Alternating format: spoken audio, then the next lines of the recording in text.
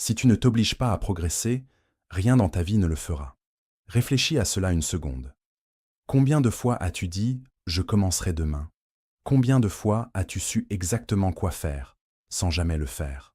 La plupart des gens ne manquent pas de potentiel. Ils cèdent simplement au confort. Et le confort ne construit jamais une vie meilleure. Il ne s'agit pas de paresse. Il s'agit de laisser tes émotions diriger le spectacle.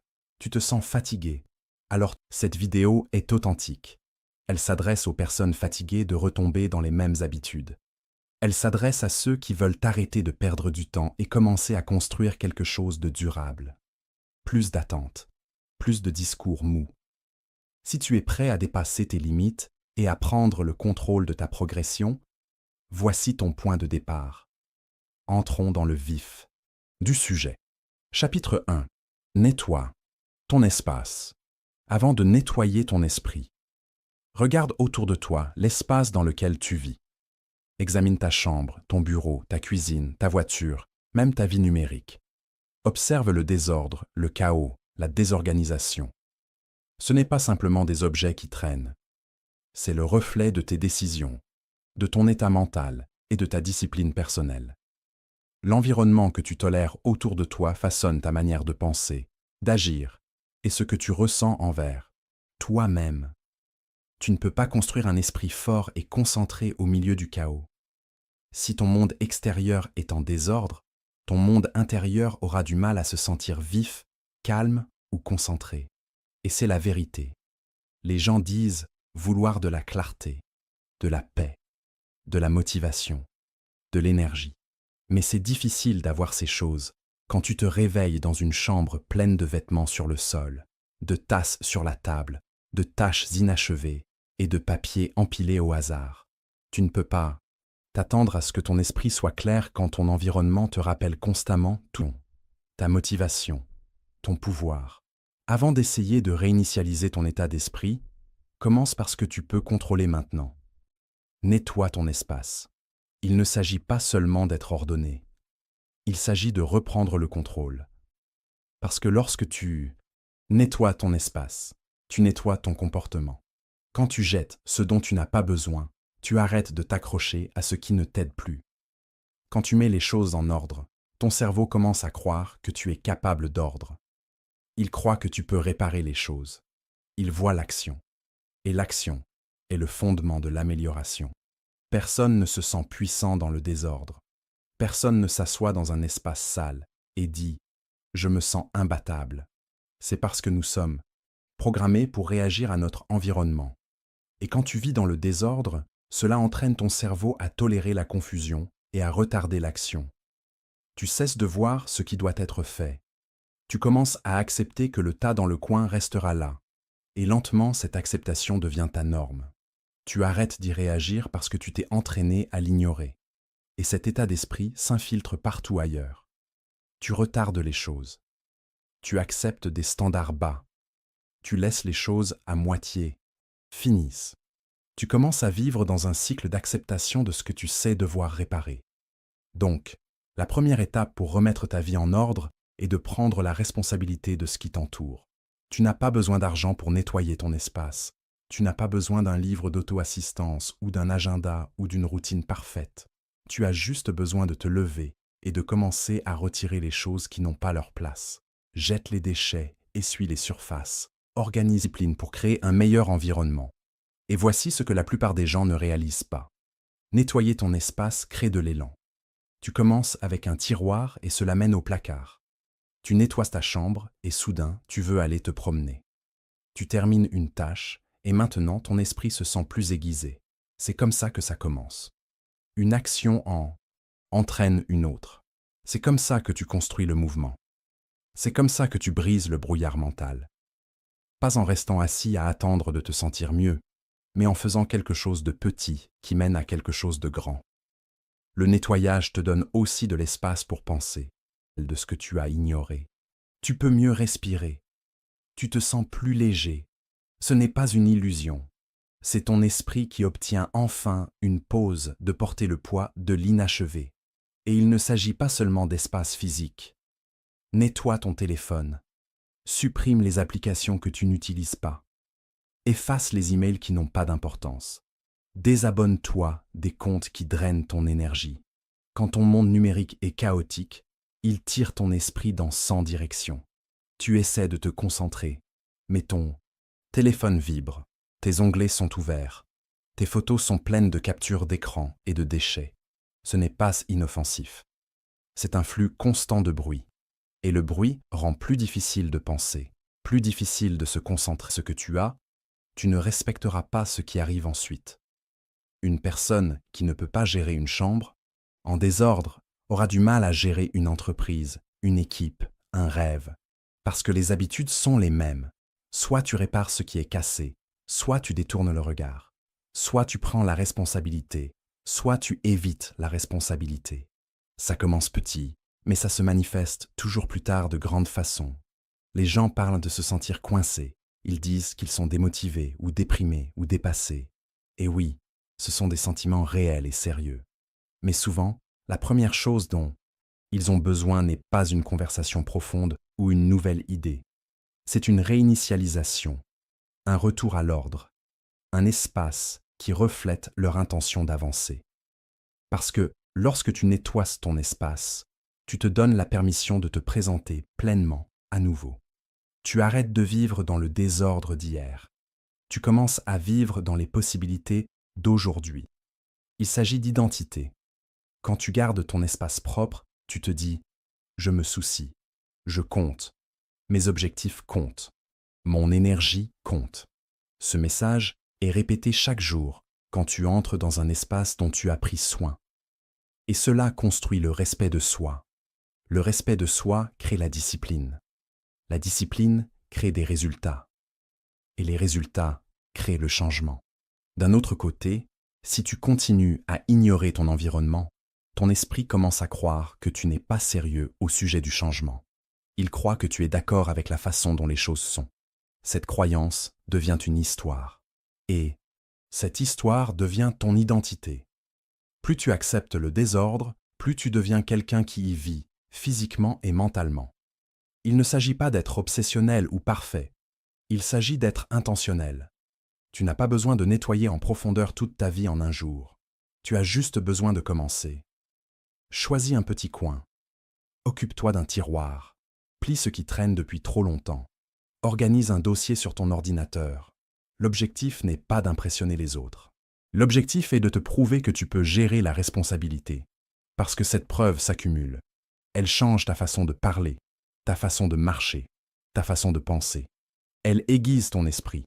Les gens cherchent la motivation. Mais la motivation vient après que tu agisses, pas avant. Tu n'attends pas d'avoir envie de nettoyer. Tu nettoies, et ensuite le sentiment de contrôle commence à remonter. Tu nettoies, et tu commences à penser plus clairement. Tu nettoies, et tu obtiens cette petite victoire qui mène à la suivante. Si ton espace est propre, tes priorités deviennent plus claires. Tu n'es pas distrait par les déchets, pas tiré par le désordre. Tu t'assois pour travailler, et il y a de l'espace pour respirer. Tu vas dormir, et ta chambre se sent calme. Tu te réveilles, et tu ne commences pas la journée déjà en retard. Cette paix compte. Ce sentiment de contrôle compte. Donc, ne le sous-estime pas. Il ne s'agit pas d'être ordonné. Il s'agit de devenir quelqu'un qui agit, quelqu'un qui valorise son espace, son esprit, son temps. Quelqu'un qui ne tolère pas le stress inutile. Quelqu'un qui gère ce qui doit être géré sans avoir besoin d'applaudissements ou de permission. Tu remarqueras la différence. Tu le sentiras dans ton humeur, dans ton énergie, dans ta façon de parler aux gens. Parce que la façon dont tu fais les petites choses commence à façonner la façon dont tu fais tout.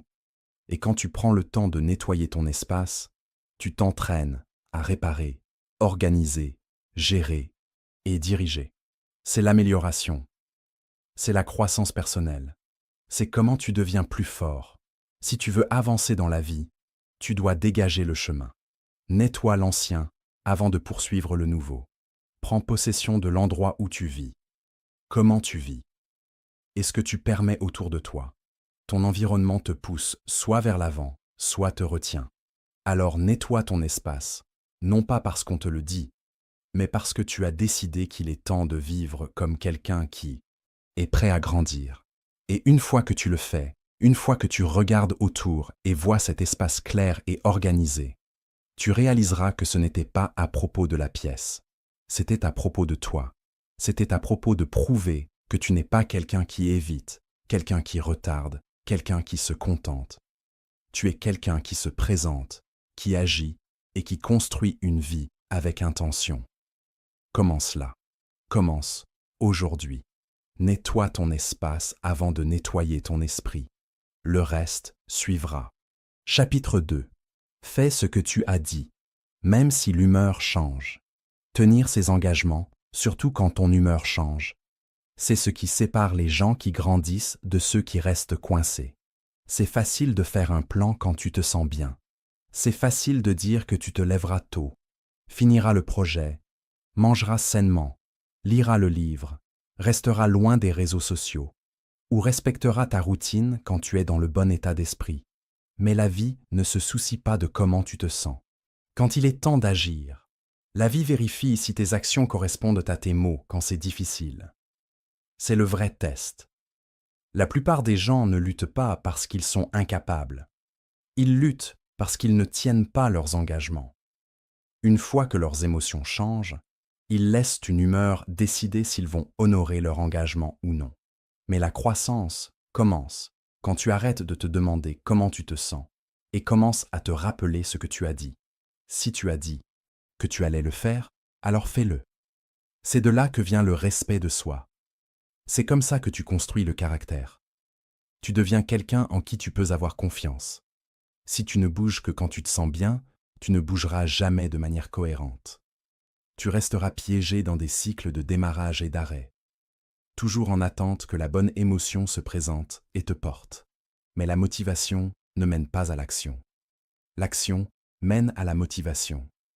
Tu dois arrêter de dépendre de comment tu te sens et commencer à dépendre de tes décisions.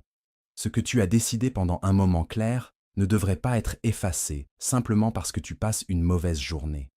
Tes objectifs n'ont pas changé. Tes valeurs n'ont pas changé. Tes promesses n'ont pas changé.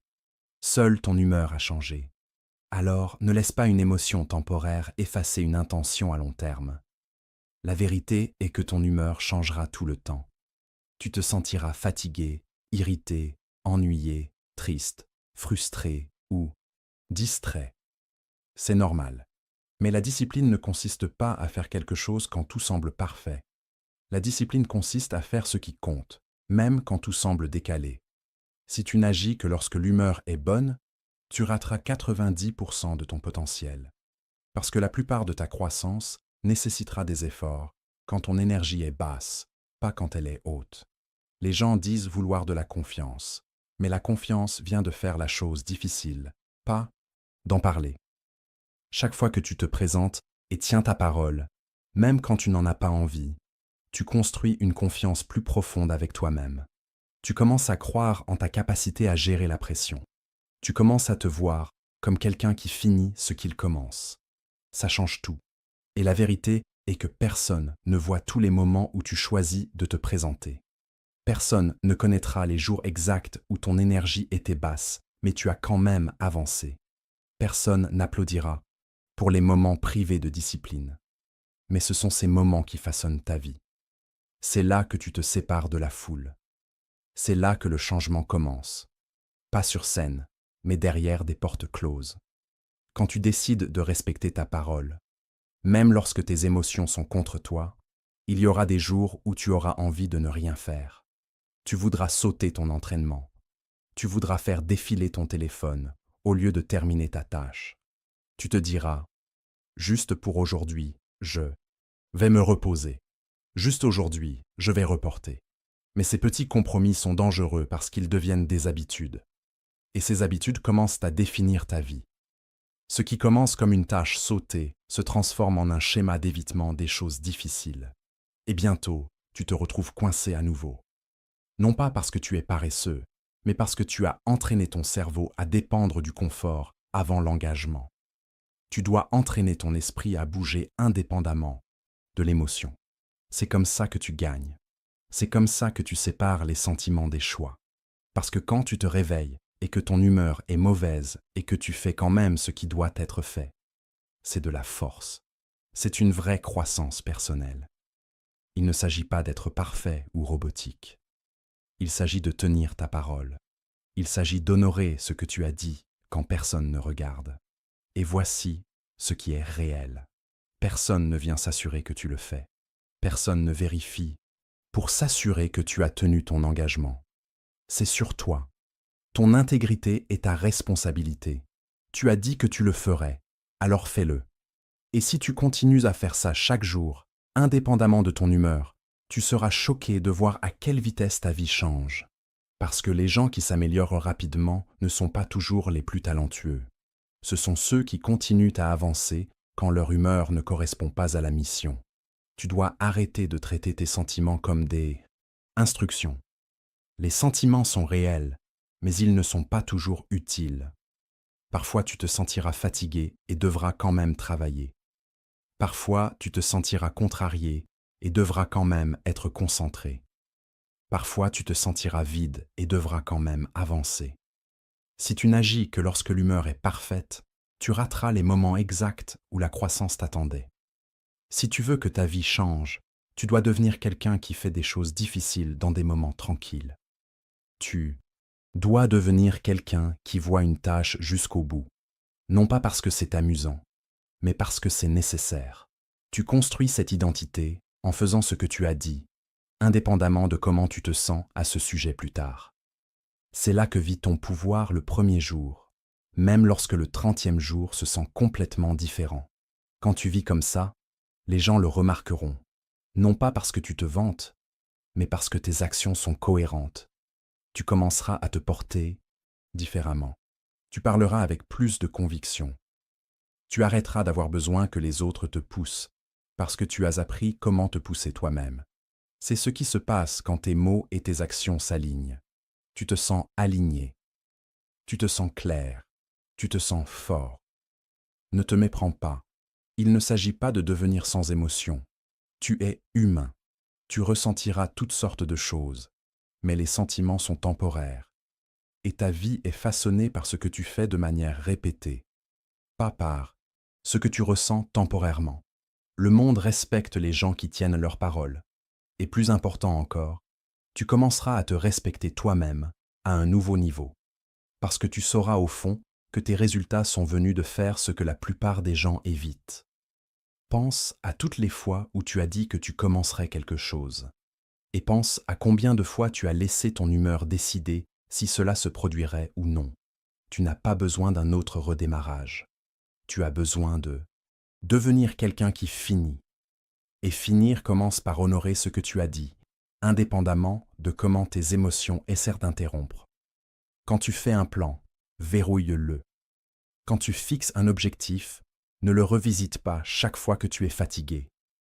Quand tu t'engages dans une habitude, tiens bon même quand personne ne vérifie. Parce que chaque fois que tu tiens une promesse envers toi-même, tu t'élèves. Chaque fois que tu termines quelque chose que tu as commencé, tu grandis. Chaque fois que tu agis sans dépendre de la motivation, tu montes de niveau ton identité. Tu ne te sentiras pas toujours prêt. Tu ne te sentiras pas toujours bien. Tu ne te sentiras pas toujours motivé, mais tu peux toujours choisir de tenir bon. C'est ton pouvoir. C'est ton avantage. C'est ce qui crée un véritable élan. Commence à faire attention aux petites choses. Si tu as dit que tu lirais, lis. Si tu as dit que tu irais à la salle de sport, vas-y. Si tu as dit que tu arrêterais de procrastiner, agis. Maintenant. Ces petits moments d'intégrité façonnent tout. Ils enseignent à ton cerveau que ta parole signifie quelque chose. Ils montrent à ton système nerveux que l'action est la valeur par défaut, pas le retard. Et avec le temps, cela change la façon dont tu réponds à chaque défi. Tu auras toujours des émotions, mais tes émotions ne contrôleront plus ta vie. Tu te sentiras fatigué et travailleras quand même. Tu te sentiras nerveux et parleras quand même. Tu te sentiras ennuyé et te présenteras quand même. C'est la croissance. C'est la liberté. C'est devenir la version de toi-même qui vit avec intention, pas réaction. Alors la prochaine fois que ton humeur change, ne la suis pas. Rappelle-toi ce que tu as dit. Rappelle-toi ce qui compte. Rappelle-toi pourquoi tu as commencé et fais la chose quand même. Parce que le vrai toi, le toi fort, le toi concentré, cette version de toi vit de l'autre côté de tenir ta parole, même quand ton humeur dit stop. C'est comme ça que tu prends le contrôle de ta vie. C'est comme ça que tu construis un élan imbattable. C'est comme ça que tu t'obliges à t'améliorer en faisant ce que tu as dit à chaque fois. Surtout quand c'est difficile, surtout quand l'humeur change. Parce que c'est la différence entre ceux qui souhaitent une vie meilleure et ceux qui en créent réellement une. Chapitre 3. Parle-toi. Comme quelqu'un qui veut mieux. La façon dont tu te parles compte plus que tu ne le penses. La plupart des gens se promènent toute la journée avec une voix dans leur tête qui fait plus de dégâts que n'importe quelle critique extérieure ne pourrait jamais en faire. Elle est silencieuse, elle est constante, et elle façonne comment ils se sentent, ce qu'ils croient et ce qu'ils font. Cette voix te construit ou te détruit. Et la vérité est que, pour beaucoup de gens, cette voix les a démolis pendant des années. Chaque fois qu'ils font une erreur, cette voix intervient. Chaque fois qu'ils tombent court, cette voix se manifeste. Elle leur rappelle leurs échecs, leur passé, leurs doutes et leurs peurs. Elle ne les guide pas vers l'avant. Elle les garde coincés. Tu ne peux pas grandir si tu es toujours en train de te démolir. Tu ne peux pas avancer si la première chose que tu entends dans ton esprit est « tu ne peux pas faire ça » ou « tu n'es pas assez bon ». Cela devient la barrière entre qui tu es et qui tu pourrais être. Si tu veux mieux pour ta vie, tu dois commencer à te parler comme quelqu'un qui veut mieux. Tu ne peux pas te traiter comme un ennemi et t'attendre à réussir. Cela ne signifie pas te mentir ou prétendre que tout est parfait. Cela signifie être honnête, mais aussi être solidaire. Cela signifie te tenir responsable, mais le faire d'un lieu de croyance, pas de honte. Imagine que tu encadrais quelqu'un qui voulait vraiment grandir. Lui parlerais-tu de la façon dont tu te parles? Le critiquerais-tu pour chaque défaut? Lui rappellerais chaque échec et écraserais sa confiance avant même qu'il commence? Ou l'encouragerais-tu, lui donnerais des directives et lui rappellerais son potentiel? Maintenant demande-toi, pourquoi ne fais-tu pas la même chose pour toi? Les mots que tu dis à l'intérieur comptent. Ils façonnent ton attitude. Ils influencent ton énergie. Ils guident tes choix. Si tu continues à te dire que tu gâches toujours tout, que tu ne changeras jamais, qu'il est trop tard, ou que tu n'es pas assez bon, tu construis un environnement mental qui rend la croissance impossible. Et tu ne réalises même pas que tu le fais, parce que ça semble normal. Mais ce n'est pas parce que c'est normal que c'est juste. Et ce n'est pas parce que c'est familier que c'est utile. Commence à prendre conscience de comment tu te parles quand les choses tournent mal. Fais attention à ton langage intérieur quand tu te sens en retard, quand tu fais une erreur, quand tu dévies du chemin. Es-tu le genre de personne à qui tu ferais confiance pour du soutien? Ou rends-tu plus difficile pour toi-même de continuer? La croissance ne vient pas de te battre. Elle vient de comprendre ton comportement et de te donner une direction. Elle vient de voir où tu as eu tort et de te donner un plan pour avancer. Pas de punition, mais de but. Tu as besoin que cette voix intérieure devienne un coach, pas un critique. Tu dois arrêter de te nourrir de négativité et commencer à nourrir ta confiance en toi.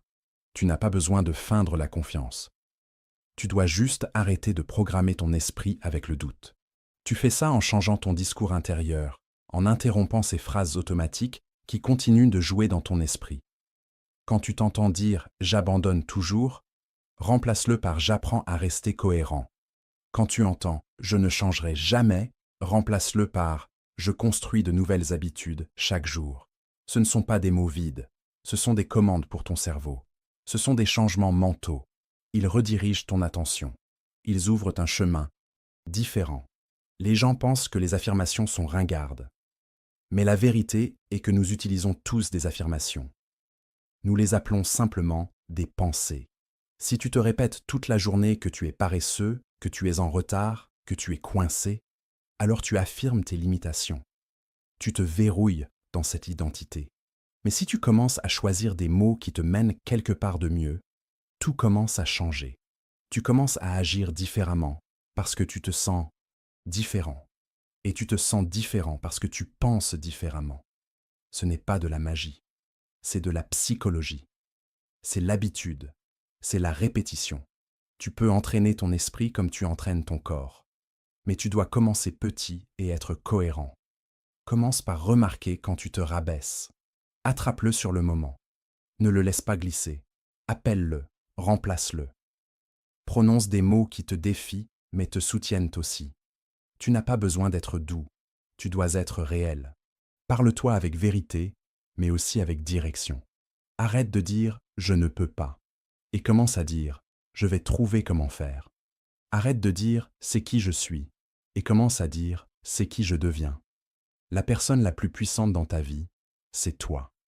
Pas tes parents, pas ton patron, pas tes amis, toi. Parce que peu importe ce que quiconque dit, ton esprit t'écoute le plus. Alors donne-lui quelque chose de fort à écouter. Arrête d'attendre que quelqu'un te motive.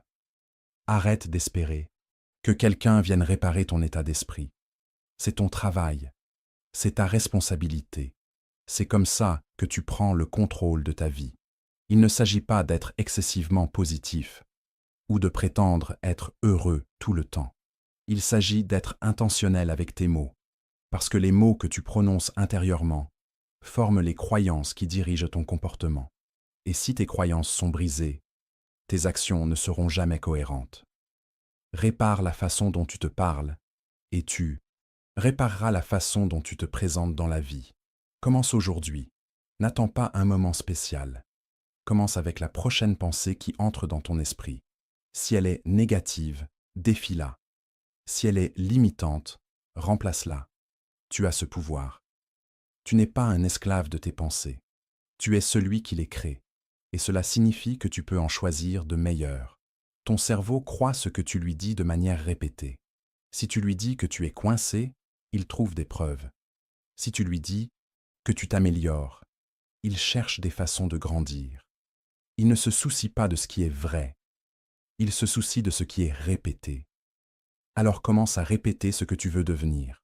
Commence à te dire des choses qui te tirent vers l'avant, pas qui te poussent vers le bas. Tu ne seras pas parfait. Tu auras des mauvais jours. Tu douteras parfois de toi. Mais plus tu pratiques, plus cette voix devient forte. Avec le temps, cette nouvelle voix devient ta valeur par défaut. Et quand ça arrive, tout change. Tu commences à te faire plus confiance. Tu prends plus de risques. Tu arrêtes d'avoir besoin de validation. Tu arrêtes de craindre l'échec parce que maintenant, quand les choses tournent mal, ton esprit ne dit pas « tu es un échec ». Il dit « c'est une leçon ». Il ne dit pas « tu ne peux pas gérer ça ». Il dit « tu as traversé pire ». C'est la voie dont tu as besoin. C'est la voie qui crée le progrès. Donc, si tu veux mieux, commence à ressembler à quelqu'un qui veut mieux. Élimine la haine de soi. Enlève le sarcasme. Arrête de t'appeler par des noms. Ce n'est pas de la dureté, c'est de l'autodestruction. Sois ferme mais juste. Sois honnête mais plein d'espoir. Parle-toi comme quelqu'un qui croit que tu peux grandir parce que tu le peux. Mais seulement si tu te donnes la permission d'essayer à nouveau. Seulement si tu arrêtes de te démolir chaque fois que tu glisses. Seulement si tu construis un état d'esprit qui te permet de te relever au lieu de rester coincé. Tu n'as pas à attendre une nouvelle année ou un nouveau mois pour changer la façon dont tu te parles. Tu peux commencer maintenant. Tu peux décider que ta voix intérieure va devenir ton plus grand système de soutien. Qu'elle va te guider, pas te bloquer. Qu'elle va te défier, mais jamais te rabaisser. L'amélioration ne vient pas seulement de changer ce que tu fais. Elle vient de changer comment tu parles, comment tu penses, comment tu réponds à toi-même quand les choses deviennent difficiles. Elle vient de construire un dialogue intérieur qui te pousse vers l'avant au lieu de te tirer vers le bas. C'est à quoi ressemble la vraie force. Pas prétendre être bien, mais choisir de te parler comme quelqu'un qui veut plus de la vie et qui est prêt à le construire une pensée, un mot, une croyance à la fois. Chapitre 4. Arrête de scroller et fais une chose utile. Maintenant, regarde ton téléphone. Combien d'heures ont disparu dedans aujourd'hui? Sois honnête. Pas seulement le temps passé sur des tâches réelles, mais le temps que tu as gaspillé à glisser, défiler, regarder, taper, rafraîchir. Tu n'es pas seul. Des millions de personnes dans le monde perdent leur journée, un défilement à la fois. Ils ne sont pas paresseux, ils ne sont pas brisés, mais ils sont distraits. Et la distraction vole leur potentiel silencieusement, lentement, et avec leur permission. Tu penses juste tuer quelques minutes. Tu penses que c'est inoffensif, mais ces quelques minutes s'accumulent. 10 minutes le matin, 20 pendant le déjeuner, 40 avant le coucher. Soudain, c'est 3 heures. Et qu'as-tu à montrer pour ça? Rien qui fait avancer ta vie. Rien qui te rend plus fort. Rien qui te donne de la clarté. Juste plus de bruit, plus de contenu, plus d'opinions d'autres personnes, plus de choses que tu n'avais pas besoin de voir et dont tu n'as pas bénéficié de savoir. Chaque fois que tu scrolles sans but, tu échanges ton attention contre rien. Ton cerveau obtient un petit coup de stimulation, mais ta vie ne s'améliore pas. Tu ne te rapproches pas de tes objectifs. Tu ne résous pas tes problèmes. Tu ne construis rien qui compte. Tu passes juste le temps. Et le temps n'est pas quelque chose que tu récupères. Le temps n'est pas rechargeable. Une fois qu'il est parti, il est parti. Tu ne peux pas le gagner à nouveau. Tu ne peux pas le télécharger. Tu ne peux pas obtenir de remboursement. C'est pourquoi le gaspiller est l'une des habitudes les plus dangereuses que tu puisses construire. Et ce qui empire les choses, c'est que ça semble si normal. Tout le monde le fait. Tu vois des gens dans les restaurants, dans les réunions, marchant dans la rue, même au lit à côté des personnes qu'ils aiment, fixant des écrans, glissant à travers du contenu qui ne signifie absolument rien, aucun but, aucun gain, juste une consommation passive. Et qu'arrive-t-il quand tu vis comme ça assez longtemps? Tu commences à perdre la capacité de te concentrer. Tu perds l'énergie pour faire un travail profond. Tu perds la faim d'agir. Ton esprit s'habitue à réagir au lieu de créer, et lentement tu perds l'élan dans ta propre vie. Tu sais ce que tu devrais faire. Il y a quelque chose maintenant qui pourrait faire avancer ta vie dans une meilleure direction. Peut-être organiser ton espace. Peut-être planifier ta journée. Peut-être appeler quelqu'un que tu évites. Peut-être travailler sur cette idée à laquelle tu penses toujours, mais que tu ne commences jamais. Tu sais ce que c'est. Mais au lieu de le faire, tu prends ton téléphone. Tu scrolles. Tu retardes. Tu te distrais de la responsabilité. Et ensuite tu te demandes pourquoi rien ne change. La vérité est que tu n'as pas besoin de plus de motivation. Tu n'as pas besoin d'une autre vidéo ou d'une autre citation. Tu dois arrêter de scroller et faire une chose utile maintenant, pas plus tard. Maintenant. Cette chose peut être petite, mais elle doit être utile. Elle doit compter. Elle doit te rendre meilleur parce que l'action crée le progrès et le progrès crée l'énergie et l'énergie te tire vers l'avant. Scroller ne fait pas ça. Ça met juste ta vie en pause pendant que tu regardes les autres vivre les leurs. Les gens disent qu'ils se sentent fatigués tout le temps. Mais ils ne sont pas physiquement fatigués. Ils sont mentalement épuisés. Pas parce qu'ils ont trop travaillé, mais parce qu'ils n'ont pas travaillé du tout. Ils ont passé des heures à regarder tout, sauf leur propre chemin. Ils ont rempli leur esprit de tant d'entrées aléatoires qu'ils n'avaient plus de place pour penser clairement. Cet encombrement mental s'accumule. Il te fait sentir coincé, mais tu n'es pas coincé. Tu es juste enterré sous des choses qui n'ont pas d'importance. Et la seule façon de t'en sortir est d'agir. Une action. C'est tout ce qu'il faut pour briser le schéma. Pose le téléphone. Ferme l'onglet. Éteins la télé. Choisis une chose utile et fais-la maintenant. Pas demain. Pas quand tu te sentiras prêt. Pas après. Un poste de plus, maintenant. Parce que plus tu attends, plus ça devient lourd. Plus il devient difficile de bouger. Mais si tu agis immédiatement, même avec quelque chose de petit, tu crées un changement. Ce changement est puissant. Il dit à ton cerveau que tu n'es pas un esclave de la distraction. Il te rappelle que tu as le contrôle. Il te donne une raison de continuer. Et la meilleure partie est qu'une fois que tu fais une chose utile, il est plus facile d'en faire une autre. L'élan commence. Et l'élan est ce qui transforme les journées. C'est ce qui te tire d'un marasme. C'est ce qui te remet sur la bonne voie. Ton avenir est façonné par ce que tu fais maintenant. Chaque défilement, chaque retard, chaque minute gaspillée est une brique dans le mur qui bloquent ton potentiel. Tu ne peux pas dire que tu veux t'améliorer et continuer à faire des choses qui te retiennent. Ça ne marche pas comme ça. L'amélioration commence quand tu arrêtes de te mentir, quand tu arrêtes de dire « juste 5 minutes de plus » et dis plutôt « j'ai fini de perdre du temps ». Il ne s'agit pas d'abandonner la technologie ou de ne plus jamais utiliser les réseaux sociaux. Il s'agit de contrôle. Il s'agit de respect de soi. Il s'agit de décider que ton temps est précieux et que tu ne vas pas le donner gratuitement à des choses qui ne t'aident pas à grandir. Tu dois traiter ton attention comme ta ressource la plus précieuse parce que c'est le cas. Tout ce qui l'attrape te façonne. Alors, sois intentionnel. Sois protecteur. Sois impitoyable sur ce que tu permets de tirer ton focus. Si tu en as marre de te sentir en retard, si tu en as assez de gaspiller des jours, si tu sais au fond que tu pourrais faire plus, alors commence maintenant. Ne complique pas les choses. Ne réfléchis pas trop. Arrête juste de scroller et fais une chose utile. Lave la vaisselle. Planifie ton emploi du temps. Fais une promenade. Lis une page. Note tes objectifs. Réponds à ce message. Vide ta boîte de réception. Une chose. C'est tout. Et une fois que tu as fini, fais la suivante, et la suivante, et la suivante. Plus tu pratiques ça, plus ça devient facile. Tu entraînes ton esprit à rester présent. Tu entraînes ta volonté à rester forte. Tu entraînes ton corps à bouger avec but. Et cet entraînement se répercute dans chaque domaine de la vie. Tu deviens plus discipliné au travail. Tu deviens plus concentré dans les conversations. Tu deviens plus intentionnel avec ton temps. Et les gens le remarquent. Tu commences à te démarquer. Pas parce que tu es plus bruyant, mais parce que tu es clair.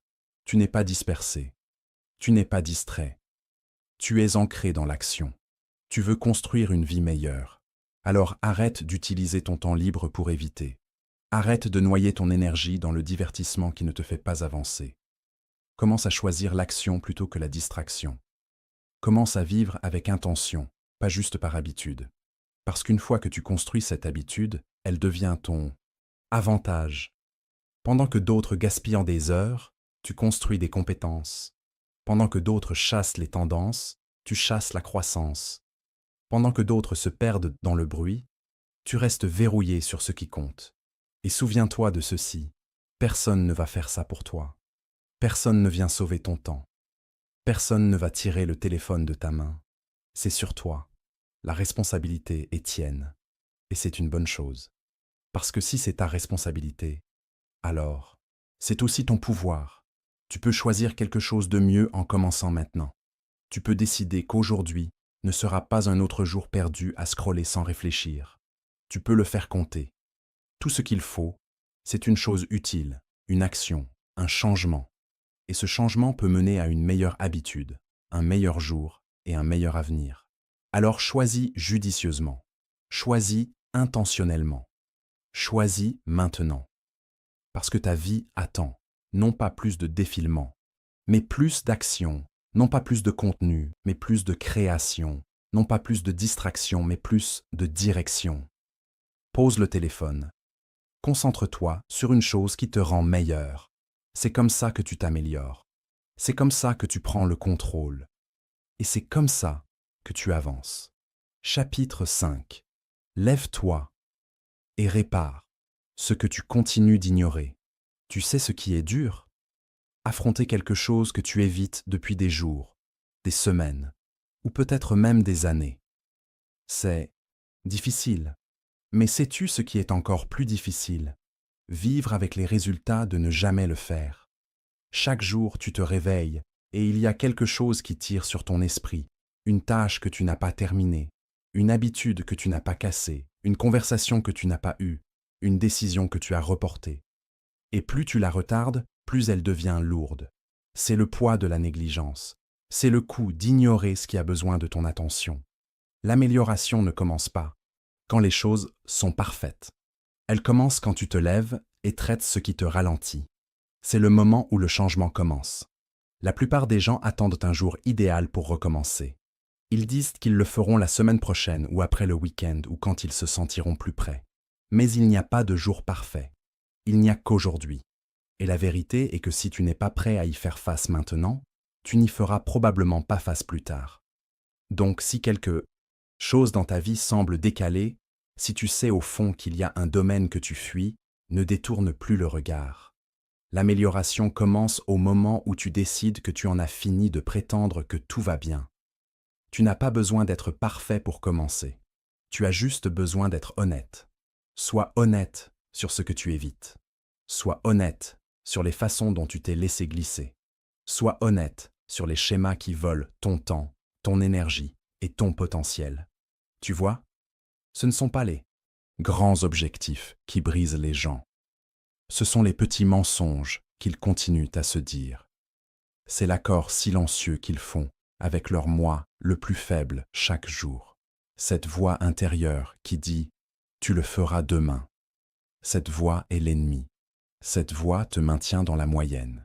Cette voix protège ton confort, mais détruit ton progrès.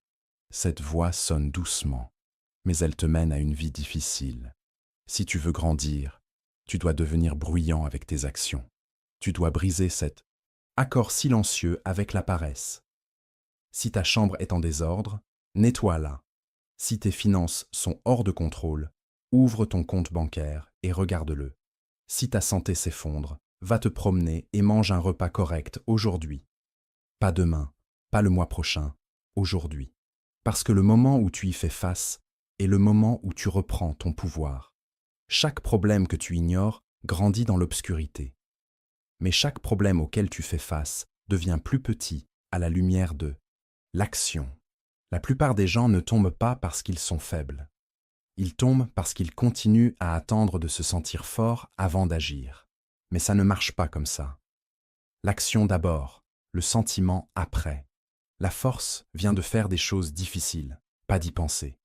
La personne que tu veux devenir est déjà en toi, mais cette version de toi est cachée derrière toutes les choses que tu évites. Maintenant écoute, j'ai rencontré des gens du monde entier, des gens avec toutes sortes de talents, d'intelligence et de rêves. Mais tu sais ce qui sépare ceux qui grandissent de ceux qui restent coincés. Ce n'est pas la chance. Ce n'est pas qui étaient leurs parents. Ce n'est pas combien d'argent ils avaient au départ. C'est la décision de faire face à ce qui est difficile sans lui tourner le dos. Ils se sont levés et ont réparé ce qu'ils continuaient d'ignorer. Tu n'as pas besoin d'un nouveau cours ou d'une nouvelle application pour faire ça. Tu as besoin de courage. Tu as besoin de discipline. Tu dois arrêter de demander comment tu te sens à ce sujet et commencer à demander ce qui doit être fait. Commence petit si tu le dois. Nettoie ton espace de travail. Réponds à cet email. Va te coucher à l'heure. Bois de l'eau. Excuse-toi si tu en as besoin. Termine quelque chose que tu as commencé mais laissé en suspens. Ces petites étapes peuvent ne pas sembler beaucoup, mais elles s'accumulent, et chacune d'elles reconstruit ta confiance, brique par brique. Quand tu agis, même si c'est petit, ton cerveau recommence à croire. Ton respect de toi-même recommence à grandir. Tu arrêtes de sentir que la vie t'arrive, et tu commences à sentir que tu la diriges. C'est le pouvoir. C'est la propriété. C'est l'amélioration. Et la vérité est que personne ne vient te sauver. Personne ne va te réveiller tôt. Personne ne va s'asseoir et régler tes problèmes pour toi. Tu dois le faire. Tu dois te lever et faire ce premier pas quand personne n'applaudit pour toi. C'est la vraie croissance. C'est ce qui sépare les parleurs des faiseurs. Tu sais ce qui a besoin de ton attention. Tu n'as pas besoin de plus de temps. Tu as besoin de plus de responsabilités. La croissance ne consiste pas à en faire plus. Elle consiste à faire ce qui compte. Il s'agit de choisir le domaine de ta vie qui a été ignoré trop longtemps et de dire enfin assez. Je vais traiter ça. Je vais arrêter de fuir. Je vais arrêter de blâmer. Je vais arrêter de me cacher. Parce qu'une fois que tu traites cette chose, ton énergie changera. Ton identité commencera à changer. Tu te sentiras plus capable. Tu commenceras à te faire confiance à nouveau. Et c'est là que la magie commence à se produire. Pas en théorie, mais dans la vraie vie. Tu vois, l'auto-amélioration n'est pas une tendance lifestyle. C'est une promesse personnelle. Ce n'est pas quelque chose que tu fais seulement quand tu te sens motivé. C'est quelque chose que tu fais parce que tu te respectes. Et chaque jour où tu ignores ce qui compte, Tu brises cette promesse envers toi-même. Mais chaque fois que tu agis, peu importe à quel point c'est petit, tu la reconstruis plus forte. Il n'y a pas de raccourci vers la croissance. Il n'y a que faire face à ce que tu évites et faire ce qui doit être fait sans délai, sans excuse, sans fuir. C'est le travail. C'est la discipline. C'est comment tu t'améliores. Je sais que c'est inconfortable. Je sais que c'est dur. Mais voici la chose. Éviter le problème ne rend pas la vie plus facile. Ça te rend juste plus faible. Et tu n'es pas là pour être faible. Tu es là pour devenir plus fort. Tu es là pour te pousser. Tu es là pour devenir la version de toi-même que tu respectes. La version qui prend en charge. La version qui dirige. La version qui tient ses promesses et gère la pression. Donc s'il y a quelque chose dans ta vie maintenant que tu ignores, affronte-le aujourd'hui. N'attends pas qu'un sentiment magique apparaisse. Tu ne te sentiras pas prêt. Tu dois juste en avoir fini. D'attendre. Lève-toi. Répare ce qui est cassé. Gère ce qui est en désordre. Fais ce qui est inconfortable. Parce que plus tu retardes, plus tu dérives de la personne que tu veux être. Et je te promets ceci. Une fois que tu le fais, une fois que tu y fais face, une fois que tu le répares, tu respireras différemment. Tu marcheras différemment. Tu penseras plus clairement. Tu te feras plus confiance. Et à partir de ce moment, tu réaliseras que la croissance n'a jamais été aussi loin qu'elle semblait.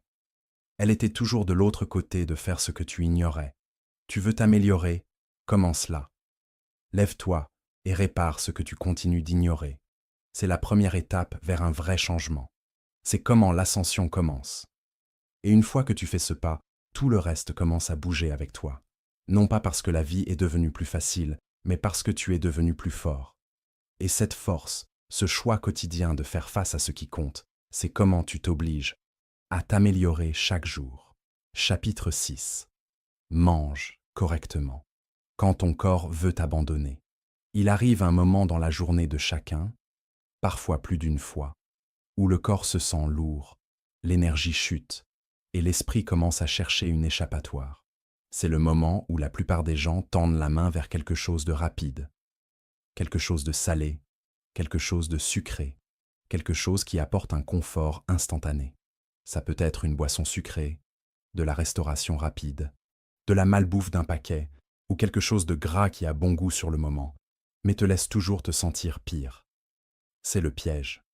Quand ton corps veut abandonner, il n'a pas besoin de plus de malbouffe. Il a besoin de carburant. Il a besoin de quelque chose de réel.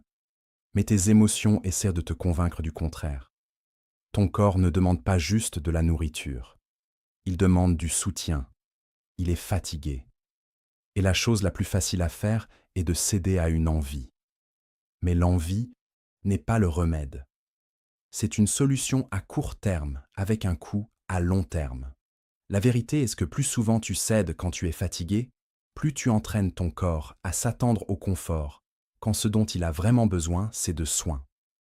Et c'est là que la vraie bataille commence. Pas juste avec la faim, mais avec la discipline.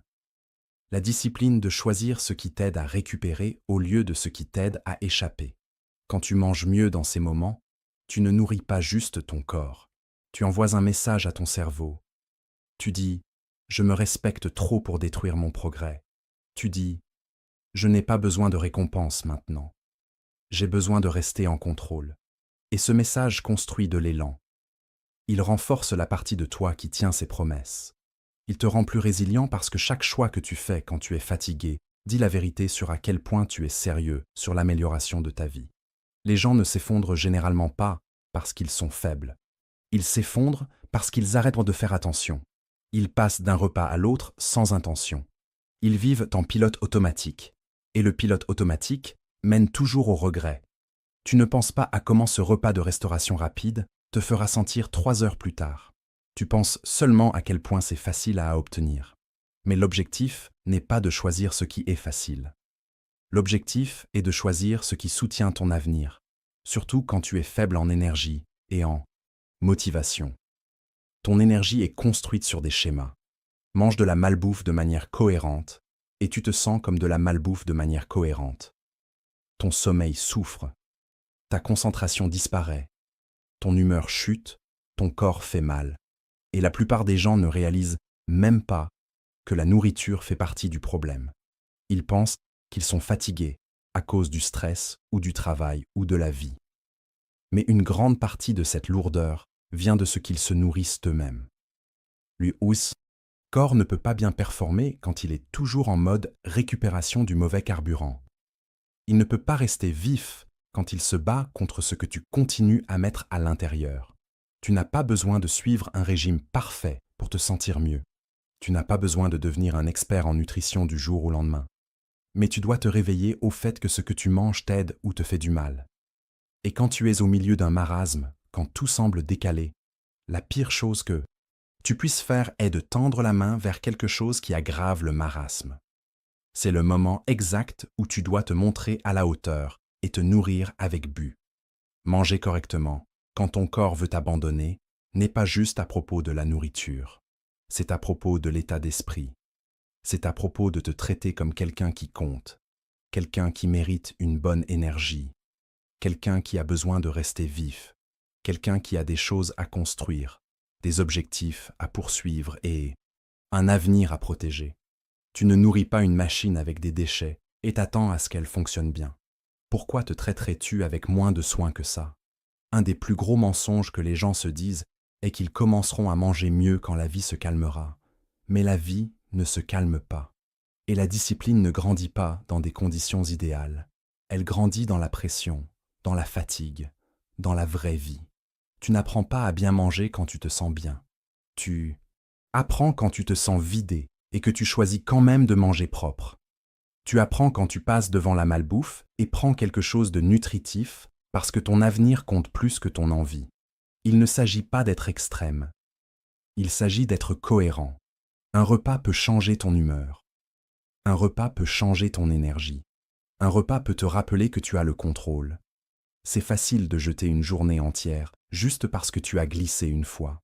Mais c'est un problème d'état, d'esprit, pas un problème de nourriture. Tu ne répares pas une erreur en la répétant. Tu la répares en choisissant mieux la prochaine fois. Et cette prochaine fois pourrait être le repas suivant. Tu dois t'entraîner à voir la nourriture comme du carburant, pas comme une thérapie. Tu ne répares pas ton stress avec du sucre. Tu l'engourdis. Et quand le crash de sucre frappe, le stress est toujours là. Seulement maintenant tu te sens pire.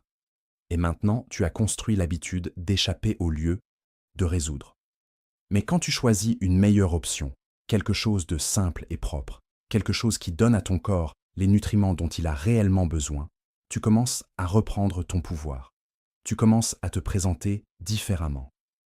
Améliorer ta vie ne se produit pas dans de grands moments dramatiques. Ça se produit dans les petits choix silencieux que tu fais chaque jour, comme ce que tu manges quand personne ne regarde, comme ce que tu prends quand tu es à court, comme comment tu gères ta nutrition quand tu as envie d'abandonner.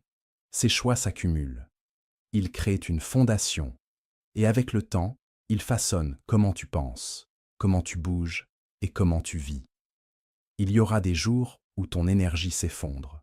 Ce n'est pas un échec, c'est humain. Mais ce que tu fais dans ces moments décide de ce qui arrive ensuite. Nourris-tu le crash avec plus de poison ou le nourris-tu avec du carburant qui te ramène plus fort? Cette décision est toujours la tienne. Et plus souvent tu fais la bonne, plus ça devient facile. Ne laisse pas tes sentiments décider de ta nourriture. Laisse tes objectifs faire ça. Laisse tes priorités mener. Laisse ton engagement envers la croissance être la voie qui te guide dans la cuisine, au magasin, au drive. Même si tu es occupé, même si tu es fatigué, il y a toujours un meilleur choix. Et le meilleur choix n'a pas besoin d'être parfait. Il doit juste être intentionnel. Il doit juste soutenir ton énergie, pas la saboter. Et voici ce qui est réel. Bien manger n'aide pas juste ton corps. Ça aiguise ton esprit. Ça éclaircit ta concentration. Ça élève ton humeur. Ça te donne de l'endurance. Ça te fait mieux penser, réagir plus vite et te sentir plus confiant. Parce que quand ton corps est bien alimenté, tout ton système fonctionne mieux. C'est ce que la plupart des gens n'expérimentent jamais. À quel point ils pourraient vraiment se sentir bien s'ils arrêtèrent de se nourrir, comme s'ils ne se souciaient pas. Tu dois te soucier. Tu dois le prendre au sérieux. Tu dois regarder la nourriture comme un outil. Tu ne verserais pas de soda dans un moteur de voiture et t'attendrais à ce qu'il fonctionne. Arrête de faire ça à toi-même. Respecte ton système. Respecte ton avenir. Respecte ton énergie. Parce que ton travail, tes relations, ton progrès, ils dépendent tous de comment tu te sens. Et comment tu te sens est façonné par comment tu manges. Il y aura des moments où tes émotions crieront pour du confort. Tu voudras des chips, des bonbons, du soda, de la restauration rapide, et ça semblera une récompense. Mais ce n'est pas une récompense si ça ruine ton élan. Ce n'est pas une récompense si ça te laisse te sentir pire. Commence à te récompenser avec de la force, avec du contrôle, avec de la discipline. Commence à te sentir fier du fait que tu as pris soin de toi quand c'était le plus difficile de le faire. C'est le moment où tu décides quel genre de personne tu deviens.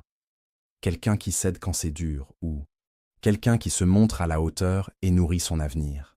Quelqu'un qui utilise la nourriture comme une drogue, ou quelqu'un qui l'utilise comme du carburant. Cette décision se prend repas par repas, jour par jour, moment par moment. Et chaque fois que tu choisis bien, tu construis cette identité. Tu deviens le genre de personne qui n'abandonne pas sur elle-même quand les choses deviennent dures. Donc la prochaine fois que ton corps est fatigué, la prochaine fois que ton esprit est trouble, la prochaine fois que tu as envie d'abandonner, ne tends pas la main vers quelque chose qui empire les choses. Tends la main vers quelque chose qui te rend plus fort. Mange comme si tes objectifs en dépendaient, parce que c'est le cas. Mange comme si ton énergie comptait, parce qu'elle compte. Mange comme si tu allais quelque part d'important, parce que tu y vas. C'est comment tu t'améliores. Pas juste dans ce que tu fais, mais dans comment tu te traites quand ton énergie est basse. Mange correctement quand ton corps veut t'abandonner. C'est de la discipline. C'est de la croissance. C'est du vrai respect de soi. Et c'est ce qui construit une vie dont tu es fier de vivre. Chapitre 7. Bouge ton corps, même si l'énergie semble basse. Il y aura des jours où ton corps se sentira comme s'il fonctionnait à vide. Le poids du stress, du mauvais sommeil, des mauvaises habitudes et des pensées sans fin pèsera sur toi, rendant plus difficile de bouger. Tu t'assiéras en silence, te convainquant que tu es juste fatigué, que tu mérites du repos, que peut-être demain se sentira mieux. Mais au fond, tu sais ceci. Le mouvement n'est pas juste quelque chose que tu fais quand l'énergie est haute. C'est quelque chose que tu fais pour ramener ton énergie. Quand ton corps veut s'arrêter, c'est souvent le moment exact où il a le plus besoin de mouvement. Tu n'as pas besoin d'être plein d'énergie pour commencer. Tu dois juste commencer avec la force que tu as. Lève-toi, étire-toi, fais quelques pas, laisse ton sang recommencer à circuler. La plupart des gens attendent que la motivation bouge, mais la vérité est que le mouvement crée la motivation. Tu ne bouges pas parce que tu es prêt. Tu bouges pour devenir prêt. Le corps répond à l'activité. Il se réveille quand tu lui montres que tu es encore en charge. L'énergie ne vient pas de rester assis toute la journée. Elle ne vient pas de rester allongé sur le canapé en espérant que tu te sentiras soudainement inspiré. Elle vient de briser l'inertie. Cette poussée initiale semble dure. Elle semble lourde. Mais au moment où tu fais le premier pas, physiquement ou mentalement, tu interromps la spirale. Cette interruption est du pouvoir. C'est l'élan qui commence à se construire, même si c'est petit. La plupart des gens n'ont pas besoin d'un entraînement de 2 heures. Ils n'ont pas besoin d'une séance de gym parfaite. Ils ont juste besoin de bouger. Ils ont besoin de rappeler à leur corps qu'il a été construit pour être utilisé. Ton corps n'est pas censé rester immobile pendant des heures pendant que ton esprit s'emballe. C'est une recette pour l'anxiété, la fatigue et la frustration. Le mouvement est l'un des moyens les plus simples de réinitialiser tout ton système. Il te ramène dans ton corps, hors de ta tête et dans l'action. Il y a un mur mental qui se forme quand l'énergie est basse. Tu commences à te dire que le mouvement ne fera qu'empirer les choses, que le repos est le choix le plus intelligent. Mais il y a une différence entre la récupération et l'évitement. Se reposer quand tu es vraiment vidé est intelligent, mais rester allongé toute la journée parce que tu n'as pas envie de faire face à la vie, c'est une mort lente à ta discipline. C'est là que les gens prennent du retard. Non pas de l'épuisement, mais de trop réfléchir leur chemin vers l'inaction. Tu dois te rappeler que le mouvement ne change pas juste ton état physique. Il affecte ton état d'esprit. Quand tes muscles bougent, ton cerveau se réveille, ta posture s'améliore, ta respiration s'approfondit, ton sang circule mieux, ta concentration s'aiguise, même ton état émotionnel s'améliore. Il y a de la science derrière ça, mais plus que la science, il y a l'expérience de vie. Tu l'as déjà ressenti avant, cette promenade que tu ne voulais pas faire, mais qui t'a fait te sentir mieux après. Cet étirement dans lequel tu t'es forcé et qui a en quelque sorte éclairci ton esprit. Ce petit entraînement qui t'a donné de la clarté quand tout le reste semblait coincé. Ce ne sont pas des coïncidences, c'est la preuve. Tu n'as pas besoin de te sentir super pour bouger. Tu dois bouger pour te sentir mieux. Attendre l'humeur parfaite, c'est comment tu gaspilles des jours. Et une fois qu'un jour est gaspillé, il est parti. Mais si tu bouges même un peu, ce jour est récupéré. Tu le gagnes de retour. Une promenade, une série de pompes, une série de squats, un étirement complet du corps. C'est tout ce qu'il faut pour commencer. Il s'agit de responsabilité. Tu es responsable de comment tu te sens. Et un des outils que tu as est le mouvement. Utilise-le. Ne te rends pas à la fatigue sans te demander « ai-je bougé aujourd'hui ? Ai-je fait quelque chose qui soutient mon énergie au lieu de la drainer ?» La réponse est souvent non. Et c'est pourquoi tu te sens lourd. Non pas parce que quelque chose ne va pas avec toi, mais parce que ton corps n'a pas eu la chance d'activer les systèmes qui ont été conçus pour te porter vers l'avant. Tu n'as pas besoin d'aller dans une salle de sport. Tu n'as pas besoin d'équipements sophistiqués. Ton corps est l'outil. Utilise-le, réveille-le, honore-le en le mettant en mouvement, surtout quand il résiste. La résistance est un signe que le mouvement est nécessaire. Cette raideur que tu ressens, ce n'est pas de la paresse. C'est ton corps qui demande de l'attention. Donne-lui ce dont il a besoin. Respecte-le en n'ignorant pas le signal. Pense au coût à long terme d'ignorer le mouvement physique. Tu te sens plus fatigué, tu deviens plus lent mentalement. Tu commences à perdre la netteté dans tes décisions. Tu deviens de mauvaise humeur. Ta confiance chute. Tu commences à te retirer de défis qui semblaient autrefois petits. C'est ce qui arrive quand le corps est ignoré. Il commence à tirer tout le reste vers le bas avec lui. Mais quand tu en prends soin, même quand c'est gênant, tu t'élèves, tu te sens plus ancré, tu te sens plus vivant. Personne ne va le faire pour toi. Personne ne va lever tes bras, étirer ton dos, bouger tes jambes. C'est sur toi. C'est ton travail. C'est ton acte de responsabilité. Parce que chaque fois que tu bouges quand tu n'en as pas envie, tu te prouves que tu n'es pas contrôlé par comment tu te sens. Tu as le contrôle. C'est comme ça que la confiance se construit. Pas dans le confort, mais dans l'action prise quand c'est le moins pratique. Tu n'es pas trop fatigué pour bouger. Tu es trop habitué à laisser cette fatigue devenir une excuse. Retourne le script. Redéfinis ce que fatigué signifie. Fatigué ne signifie pas arrêter. Fatigué signifie commencer petit. Vas-y pas à pas. Mets un minuteur pour 5 minutes et bouge. La plupart du temps, tu continueras une fois que tu commences. C'est comme ça que l'élan fonctionne. Tu as juste besoin de briser le schéma. Tu dois faire le premier pas. Ne complique pas les choses. Étire-toi pendant 5 minutes. Fais une courte promenade autour de ta maison. Lève-toi et fais des mouvements de base. Secoue la tension. Roule tes épaules. Bouge ton cou. Respire profondément. Ces choses semblent petites, mais elles ramènent la vie dans une journée qui semble plate. Tu le fais une fois, tu te rappelles combien de pouvoir tu as réellement. Tu le fais chaque jour. Tu deviens quelqu'un qui n'abandonne pas sur lui-même juste parce qu'il est fatigué. La fatigue n'est pas l'ennemi. La stagnation l'est, parce que quand tu arrêtes de bouger, tout ralentit.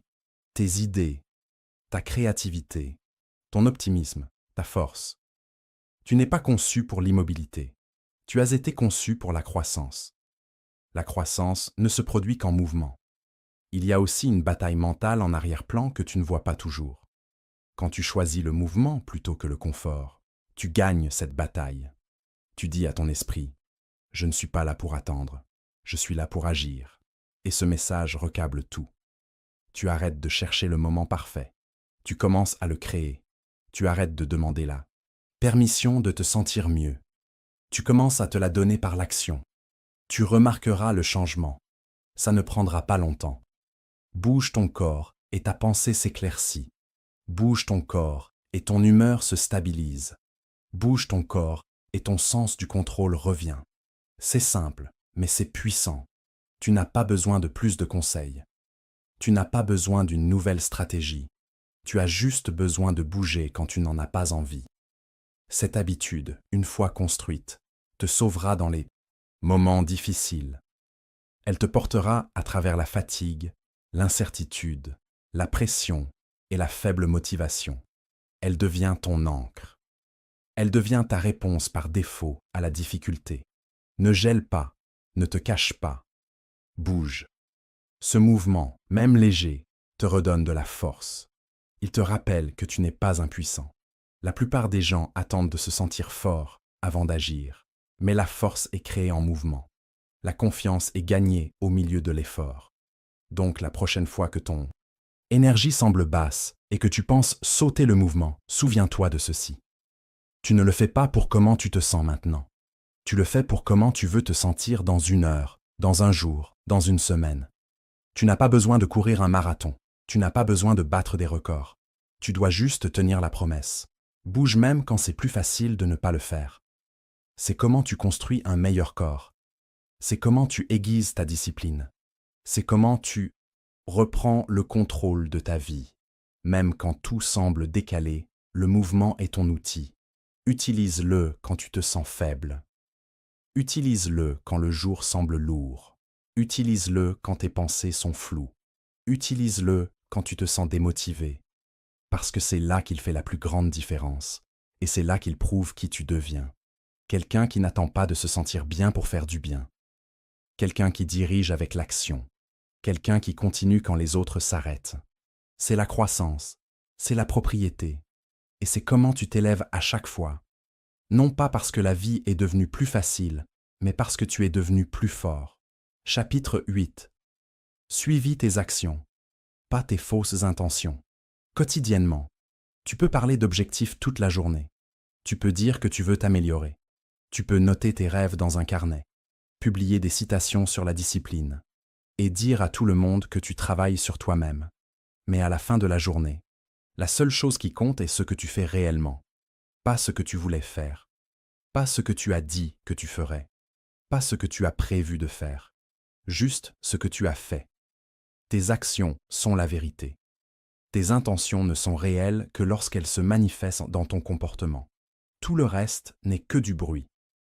Chaque jour, les gens se réveillent avec de bonnes intentions. Ils disent « Aujourd'hui, je vais manger proprement, travailler dur, rester concentré, arrêter de perdre du temps. » Et ensuite, ils retournent aux mêmes distractions, aux mêmes retards, aux mêmes habitudes faibles. Ils se disent qu'ils le feront demain. Ils se promettent qu'ils deviendront sérieux bientôt. Mais les jours se transforment en semaines, et les semaines en mois. Rien ne change, non pas parce qu'ils ne le voulaient pas, mais parce qu'ils n'ont jamais mesuré s'ils ont agi dessus ou non. C'est là que la plupart des gens restent coincés. Ils confondent intention et action. Ils se sentent bien de fixer un objectif et pensent que c'est du progrès. Mais les objectifs ne signifient rien sans mouvement. Tu ne deviens pas plus fort en pensant à t'entraîner. Tu ne construis pas de compétences en planifiant d'apprendre. Tu ne crées pas de changement en le souhaitant. Tu grandis en faisant. Et faire signifie suivre ce qui est réel. Suivre ce qui s'est réellement passé, pas ce que tu espérais qui se passerait. Si tu es sérieux sur l'amélioration, tu dois garder un registre de tes actions. Pas de tes pensées, pas de tes sentiments, tes actions. Qu'as-tu fait aujourd'hui qui t'a rendu meilleur? Qu'as-tu évité? Qu'as-tu fini? Qu'as-tu ignoré? Ces réponses te diront tout sur ta croissance. Ton journal ne devrait pas être rempli de mots inspirants. Il devrait être rempli de preuves. Preuves que tu t'es présenté, preuves que tu as tenu bon, preuves que tu es allé de l'avant, ou preuves que tu ne l'as pas fait. Il ne s'agit pas de culpabilité. Il s'agit de clarté. Quand tu suis tes actions, tu retires les conjectures. Tu arrêtes de te mentir. Tu arrêtes de surestimer ton progrès. Tu arrêtes de te cacher derrière l'illusion de l'effort. Ça devient simple. Soit tu l'as fait, soit tu ne l'as pas fait. Et ce genre d'honnêteté est dur, mais c'est nécessaire parce que jusqu'à ce que tu fasses face à la vérité de ton comportement, tu resteras coincé dans l'histoire de tes intentions. Les gens aiment dire « j'essaie ». Mais essayer n'est pas la même chose que faire. Essayer est vague. Essayer est doux. Faire est clair. Faire est mesurable. Soit tu as passé l'appel, soit tu ne l'as pas fait. Soit tu t'es présenté, soit tu ne t'es pas présenté. Soit tu as tenu le plan, soit tu ne l'as pas fait. Plus de peut-être. Plus de promesses d'un jour. Si tu n'as pas agi, alors le jour a été gaspillé. Et ce n'est pas pour te faire sentir mal. C'est pour te réveiller. Il y a quelque chose de puissant à écrire les choses. À la fin de chaque jour, regarde ta liste. Demande-toi, ai-je pris de vraies mesures vers la vie que je dis vouloir? Et si la réponse est non, ne cherche pas d'excuses. Ne l'explique pas. Admets-le simplement et répare-le demain. C'est comme ça que tu t'améliores. Pas en feignant le progrès, mais en faisant face à ce qui est réel. Les intentions ne construisent pas la discipline. Les habitudes le font. Et les habitudes sont construites par des actions répétées, pas des pensées répétées. Tu ne peux pas t'améliorer si ton effort quotidien est basé sur comment tu te sens ou ce que tu espères faire. Tu as besoin de quelque chose de solide, quelque chose que tu peux regarder, quelque chose que tu peux mesurer. C'est pourquoi le suivi compte, parce que ce qui est mesuré est géré, et ce qui est géré est amélioré. Tu n'as pas besoin d'un système sophistiqué. Tu n'as pas besoin d'une application. Tu n'as pas besoin de tableaux codés par couleur. Tu as juste besoin d'un stylo et d'un peu d'honnêteté. Note ce que tu as réellement fait, pas ce que tu as planifié, pas ce à quoi tu as pensé, ce que tu as fait. Si ta liste est courte, c'est bon. Si elle est désordonnée, c'est bien. Mais elle doit être réelle, parce que quand c'est réel, c'est utile. Ton progrès est construit sur la cohérence, pas des éclats d'inspiration. Et la cohérence est construite par la conscience. Si tu ne suis pas tes actions, comment sais-tu si tu es cohérent? Comment sais-tu si tu t'améliores? Tu ne le sais pas, tu devines, tu espères. Et c'est pourquoi tant de gens se sentent perdus. Ils ne ressentent pas de progrès parce qu'ils ne le voient jamais. Ils ne le mesurent jamais. Ils poursuivent juste la prochaine poussée motivationnelle et se demandent pourquoi ils sont toujours au même endroit. La vraie discipline commence par l'observation. Elle commence par faire attention à ton comportement. Pas tes excuses, pas tes humeurs, mais tes schémas. Les schémas disent la vérité. Et tu ne peux pas changer un schéma que tu ne vois pas. C'est pourquoi tu l'écris. C'est pourquoi tu suis. Tu deviens ton propre coach. Tu arrêtes de dépendre de la motivation et commences à dépendre des données. Chaque jour est un vote. Tu votes soit pour la vie que tu veux, soit pour celle que tu essaies de quitter. Chaque action est un bulletin. Chaque habitude est une déclaration. Choisis-tu la croissance ou le confort? Agis-tu avec but ou fonctionnes-tu en pilote automatique? Tes réponses vivent dans tes actions, pas dans tes mots. Commence à traiter ta journée comme si elle comptait parce qu'elle compte. Commence à regarder le temps comme s'il était précieux parce qu'il l'est. Tu n'as pas éternellement. Tu n'as pas de chance illimitée. Chaque jour où tu retardes tes actions est un jour où tu es plus loin de ton potentiel. Et le potentiel sans action n'est rien d'autre qu'un espace gaspillé. C'est facile de parler d'objectifs. C'est facile de planifier, mais planifier n'est pas du progrès. Parler n'est pas du travail. La seule chose qui compte est ce qui est fait. Suis ça, construis ça, mesure ça.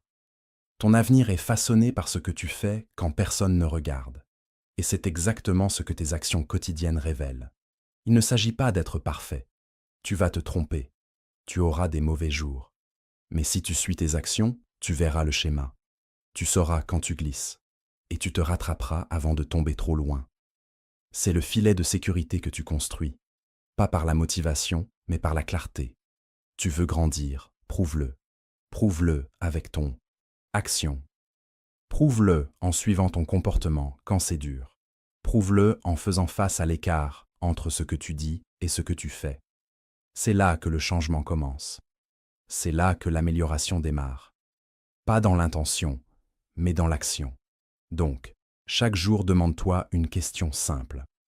Qu'ai-je réellement fait aujourd'hui pour m'améliorer? Note la réponse. Fais-y face. Apprends d'elle, construis dessus et répète. C'est comme ça que tu changes ta vie. Une vraie action à la fois. Pas de flou, pas de fausse motivation, juste la vérité. L'honnête, cohérente vérité. Et si tu peux faire ça chaque jour, tu deviendras imbattable.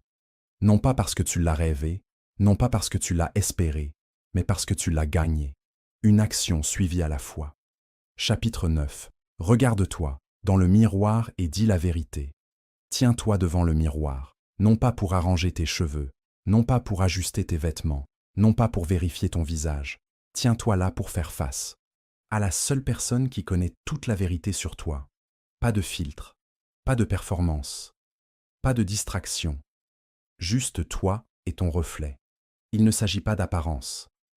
Il s'agit d'honnêteté. Il s'agit de responsabilité parce que la croissance commence quand tu arrêtes de te mentir. Tu peux prétendre au monde. Tu peux faire comme si tout allait bien. Tu peux sourire devant les autres et te cacher derrière des habitudes. Mais quand c'est juste toi dans le miroir, rien de tout ça ne fonctionne. Ce reflet ne se soucie pas de tes excuses. Il n'écoute pas tes histoires. Il n'applaudit pas tes intentions. Il te montre ce qui est. Et la plupart des gens évitent ce niveau de vérité. Non pas parce qu'ils ne peuvent pas y faire face, mais parce qu'ils se sont trop habitués à le fuir. La raison pour laquelle les gens restent coincés est qu'ils évitent les parties inconfortables de la conscience de soi. C'est plus facile de dire « j'ai juste été occupé » que d'admettre « j'ai perdu du temps ». C'est plus facile de dire « je travaille dessus » que d'admettre « je n'ai pas fait une seule chose que j'ai dit que je ferais ». C'est plus facile de se concentrer sur les défauts de quelqu'un d'autre que d'admettre « je ne me présente pas pour moi-même ». Mais tout ça te maintient au même endroit. Peu importe combien tu parles de changement, rien ne se passe jusqu'à ce que tu arrêtes de protéger ton confort et commences à protéger ta vérité. Tu dois te regarder dans les yeux et le dire franchement. Si tu as été paresseux, admets-le. Si tu as été incohérent, assume-le. Si tu as évité le travail difficile, appelle ça comme ça. Non pas parce que tu essaies de te faire honte, mais parce que tu te respectes assez pour arrêter de prétendre. Prétendre ne t'aide jamais à grandir. Ça te maintient doux. Ça te maintient petit. Ça retarde les changements exacts qui pourraient tout changer pour toi. Le miroir ne ment pas. Et c'est exactement pourquoi il est si puissant. Il te rappelle que ta vie est le résultat de tes choix, pas de ton passé, pas de tes circonstances, pas de ton potentiel, tes choix. Et si tu veux de meilleurs résultats, tu as besoin de meilleures décisions. Mais tu ne peux pas prendre de meilleures décisions si tu te mens toujours sur où tu en es vraiment. Il n'y a rien de mal à être en retard. Il n'y a rien de mal à lutter. Il n'y a rien de mal à dévier du chemin. Le problème est de prétendre que tu ne l'es pas. Le problème est d'agir comme si tu avais tout compris quand, au fond, tu sais que tu es perdu. La vérité peut faire mal sur le moment, mais elle te donnera toujours le pouvoir de recommencer avec clarté. Les mensonges peuvent se sentir bien pendant une seconde, mais ils te laissent piégé. Tu dois construire l'habitude de te faire face quotidiennement. Pas de temps en temps, pas quand les choses s'effondrent. Chaque jour, pose-toi les vraies questions. Ai-je fait ce que j'ai dit que je ferais? Ai-je agi sur mes priorités ou sur mes distractions? Ai-je grandi aujourd'hui ou ai-je juste traversé les mouvements? Ces réponses ne peuvent pas être édulcorées. Elles doivent être honnêtes, même si elles piquent parce que c'est la piqûre qui te réveille. C'est la piqûre qui brise le schéma. C'est la piqûre qui dit « assez, c'est assez ». C'est le moment où le vrai changement devient possible. Pas quand tu es inspiré, mais quand tu es honnête. Et tu ne peux obtenir cette honnêteté que de toi-même. Pas d'un livre, pas d'un podcast, pas de conseils, de te faire face et dire « voilà où j'en suis vraiment et voilà où je dois aller ». Tu ne grandis pas en détournant le regard. Tu grandis en regardant directement ce qui te retient. Et la plupart du temps, ce n'est pas quelque chose là-bas. C'est une décision que tu continues d'éviter. C'est une habitude que tu continues de justifier. C'est un standard que tu continues d'abaisser. Mais une fois que tu le nommes, une fois que tu le dis à voix haute, ça perd son emprise sur toi. Le poids du déni disparaît et maintenant tu es laissé avec la matière brute pour le progrès. Il n'y a pas besoin d'être cruel envers toi-même, mais tu dois être clair. Être gentil ne signifie pas faire des excuses. Ça signifie te dire la vérité pour que tu puisses avancer. Ça signifie te respecter assez pour arrêter de te cacher. Ça signifie te tenir au standard que tu dis vouloir. Et ça signifie vérifier avec la seule personne qui connaît les vraies réponses, toi-même. Tes objectifs n'ont pas besoin de meilleures intentions. Ils ont besoin d'un meilleur alignement. Tes actions doivent correspondre à tes valeurs. Ton temps doit correspondre à tes priorités. Ton effort doit correspondre à ton rêve. Et la seule façon de vérifier cet alignement est de te regarder dans le miroir et de demander « Est-ce que je vis d'une manière qui honore ce que je dis vouloir ?» Si la réponse est non, alors tu as du travail à faire, et c'est bon.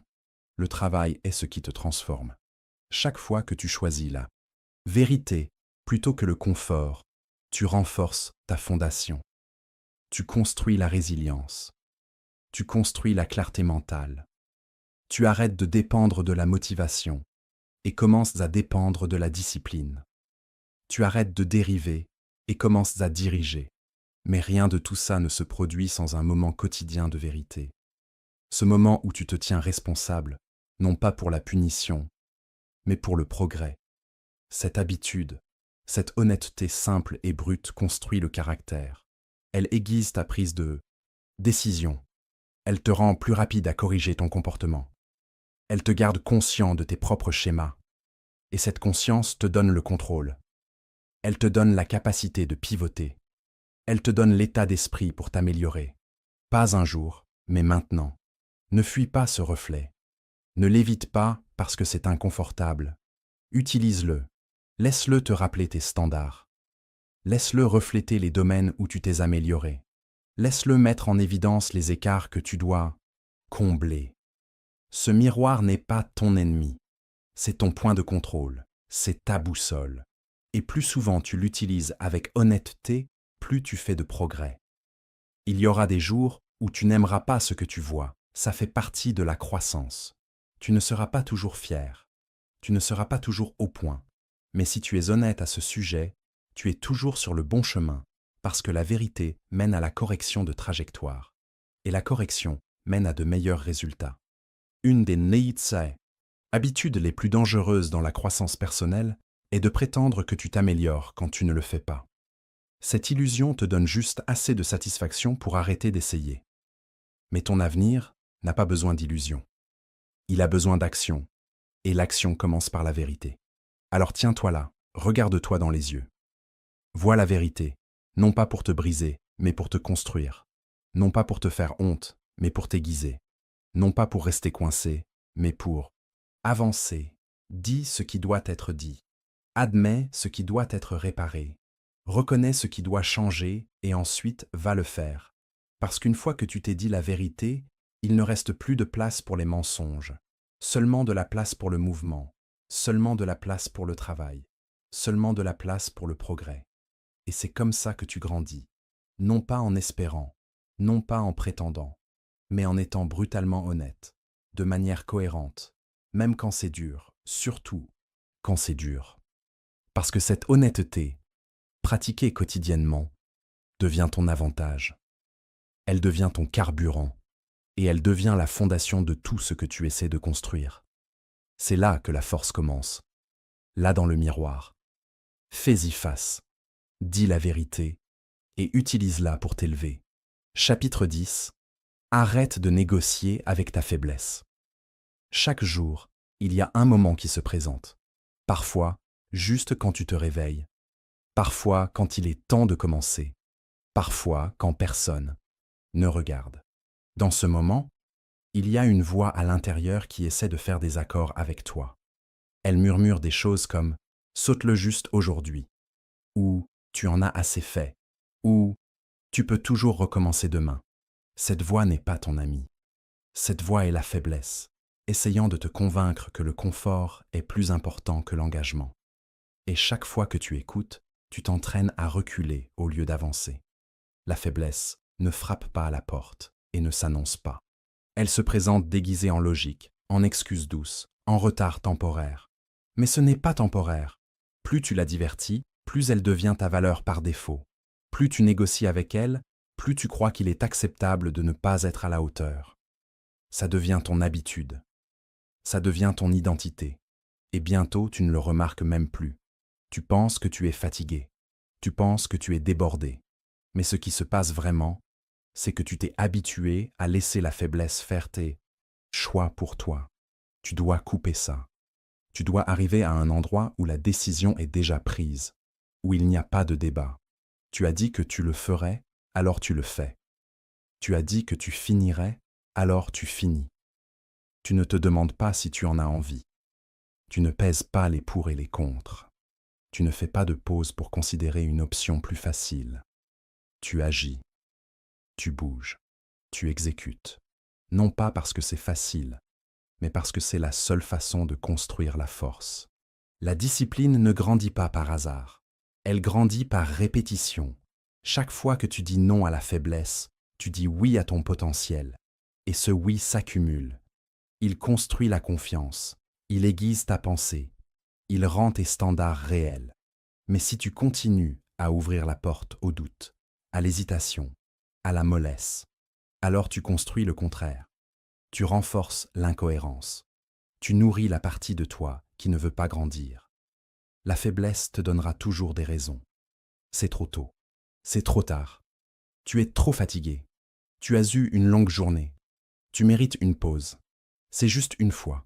Et ça semble raisonnable, mais chaque fois que tu acceptes ces raisons, tu abandonnes un morceau de ton avantage. Et avec le temps, tu arrêtes d'attendre quoi que ce soit de toi-même. Tu deviens quelqu'un qui attend de se sentir prêt au lieu de quelqu'un qui agit avec but. Tu n'as pas besoin d'être motivé pour bouger.